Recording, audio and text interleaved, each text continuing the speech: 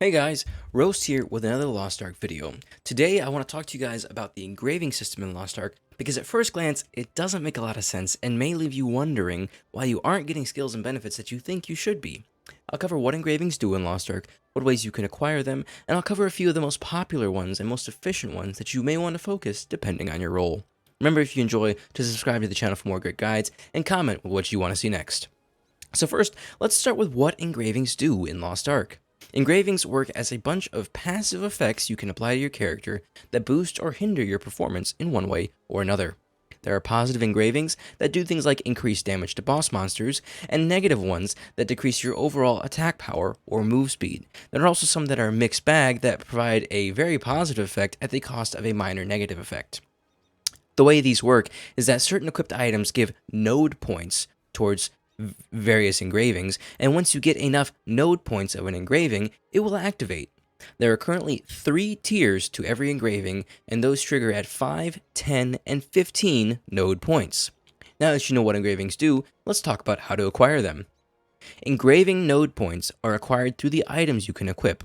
Once you get to tier 1 endgame content at level 50, your earrings, rings, necklace gear will drop with a number of nodes of various engravings, usually 1 to 3 points. You will also get ability stones that, when taken to an ability stone cutter, can be filled in with nodes. The third equipable way to get engraving node points is through learned engravings. You get these by learning a number of skill books for that engraving, and you can equip up to 2 at once. The leveling of these takes 20 books per tier, and they provide plus 3 node points each time. These go all the way up to Legendary for plus 12 node points total. The downside here is that before you can use these higher tiers of books, you must first complete the lower tier for that learned engraving first. These learned engravings are also split into 2 different categories. There are generic ones that any class can use, and class-specific ones that only your subclass has access to. A little tip here is that when you're first starting out, try equipping the same learned engraving in both slots in order to activate it immediately, instead of just having 2 engravings with 3 node points that are inactive. Now that we've covered how engravings work and how you can acquire them, let's talk about what engravings you might want to try based on your class and progression level. For newer players, focus one of your class engravings first, as the benefits it provides are just too hard to argue against. Once that's done, consider your role in combat for what other engravings to take. Supports like Paladins and Bards should try to get Specialist and Awakening and Expert, as they have no negatives but give huge buffs for your supporting abilities. Gunlancer tanks can tank Barrier or Barricade to increase shielding and shielding damage, and Master Brawler or Supercharge to increase their abilities damage. If you are DPS, you can try Keen Blunt Weapon, Master of Ambush, Raid Captain, or Spirit Absorption, depending on your class and move speed and other things. However, the hands down best engravings for most classes are going to be Grudge and Cursed Doll. But let's talk about these before you blindly lock into them. If you have progressed decently far and can handle yourself well in boss fights, Grudge and Cursed Doll are the most sought after engravings because they boost your damage by the most in endgame content, and in the endgame, DPS is everything.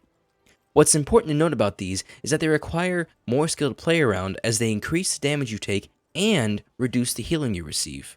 Another issue with these is that the negative effect from these engravings is capped out at the beginning, so tier 1, 2, 3 you have the same negative effect, but the positive effect has to scale up. So if you only have tier 1 of the engraving unlocked, it's not very worth it to equip because you have a large negative effect with only a minor positive effect.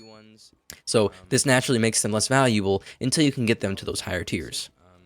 Early on, this will hurt you more than it will help you, and later, it's not as much of an issue because in the late endgame content, getting hit once means instant death.